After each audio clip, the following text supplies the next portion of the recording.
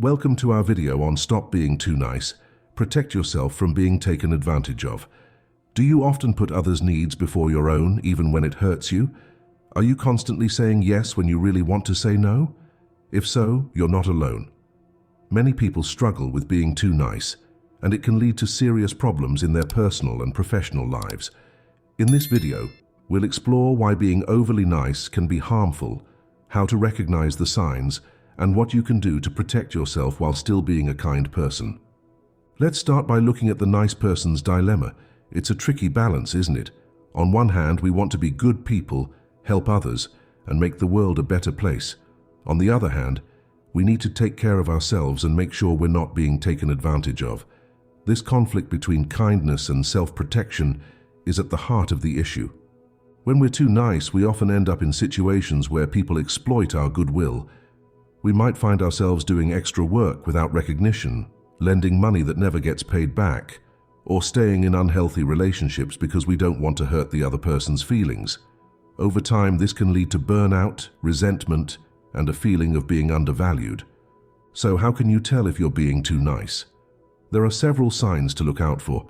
You might find yourself constantly agreeing to things you don't really want to do. Maybe you have trouble saying no to requests, even when they're unreasonable.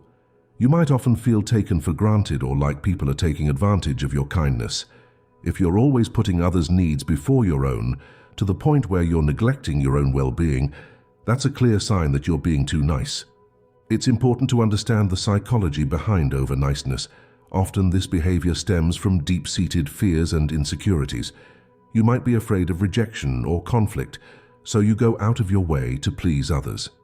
Maybe you have low self-esteem and feel like you need to earn people's approval through constant giving. Some people become too nice because they were raised to believe that putting others first is always the right thing to do, regardless of the personal cost.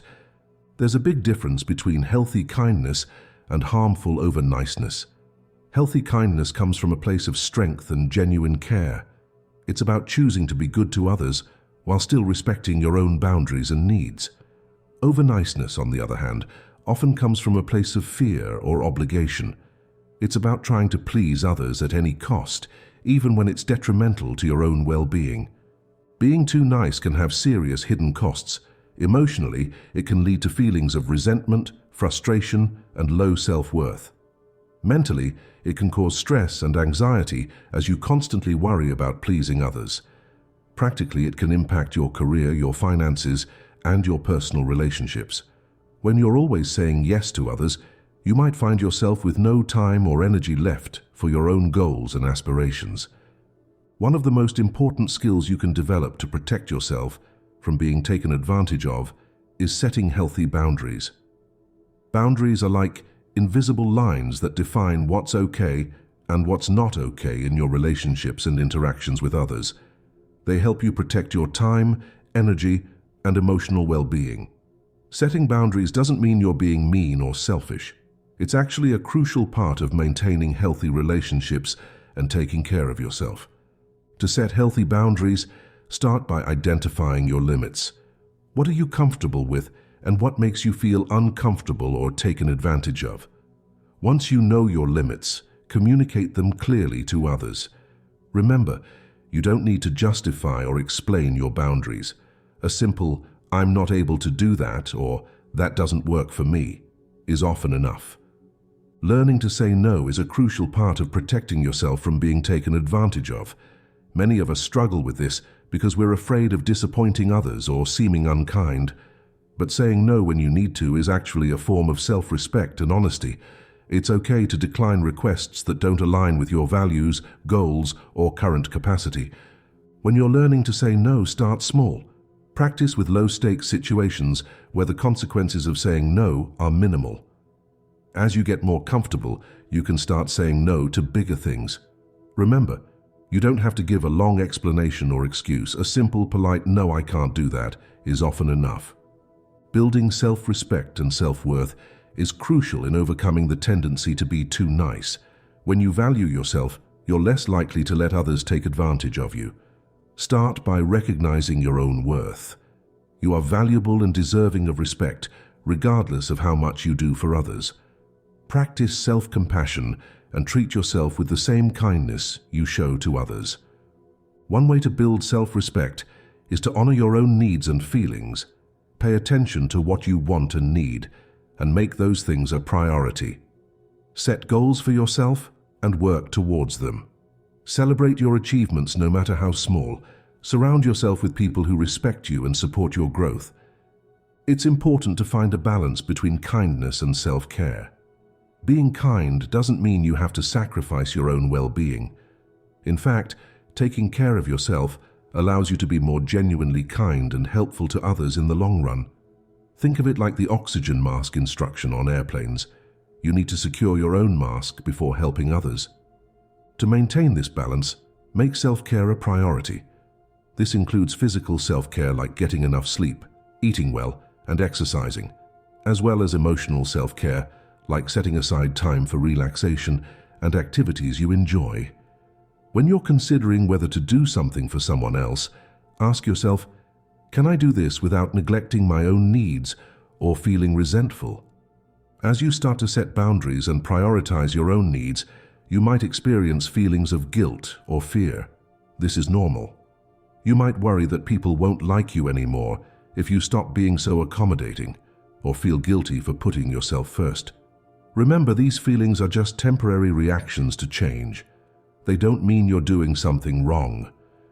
To deal with these feelings, try to reframe your thoughts. Instead of thinking, I'm being selfish, try, I'm taking care of myself so I can be there for others in a sustainable way. Remind yourself that it's okay to have needs and to prioritize them. If the guilt or fear feels overwhelming, try talking to a trusted friend or a therapist who can offer support and perspective. Practicing assertiveness is key to protecting yourself from being taken advantage of. Assertiveness is the ability to express your thoughts, feelings, and needs in a clear, honest, and respectful way. It's about standing up for yourself without stepping on others. This is different from aggression, which involves disregarding others' rights, or passivity, which involves ignoring your own rights. To practice assertiveness, start by using I statements to express your feelings and needs. For example, instead of saying, "You're always asking too much of me," you could say, "I feel overwhelmed when I'm asked to take on extra tasks." Be specific about what you want or need, and be willing to negotiate and find solutions that work for everyone involved. As you start to change your behavior and set healthier boundaries, you might need to rebuild some of your relationships on healthier terms. This can be challenging, especially with people who are used to you always saying yes. Be prepared for some resistance or pushback. Some people might not like the new, more assertive you at first. When resetting expectations in your relationships, be clear and consistent about your new boundaries. Explain that while you care about the person, you also need to take care of yourself. Be prepared to reinforce your boundaries if they're tested. Remember, healthy relationships are based on mutual respect and understanding, not on one person constantly sacrificing their needs for the other. While it might be challenging at first, learning to protect yourself from being taken advantage of has many benefits. You'll likely find that you have more energy and time for the things that truly matter to you. Your relationships may become more authentic and balanced. You might feel a greater sense of self-respect and confidence. Many people find that as they learn to set boundaries and prioritize their own needs, they actually become more effective in helping others. When you're not stretched thin trying to please everyone, you can give more fully and genuinely in the ways that align with your values and capacity. Remember, changing long-standing patterns takes time and practice. Be patient with yourself as you learn these new skills. Celebrate your progress, no matter how small. Each time you set a boundary, say no when you need to, or prioritize your own needs, you're taking a step towards a healthier, more balanced life. As we wrap up this video, I encourage you to take action on what you've learned. This week, try implementing one new boundary in your life. It doesn't have to be big. Maybe it's saying no to an extra task at work, or setting aside some time for yourself that's non-negotiable. Pay attention to how it feels to prioritize your own needs. Remember, You can be a kind, caring person while still taking care of yourself. In fact, by protecting yourself from being taken advantage of, you're setting an example of healthy behavior for others.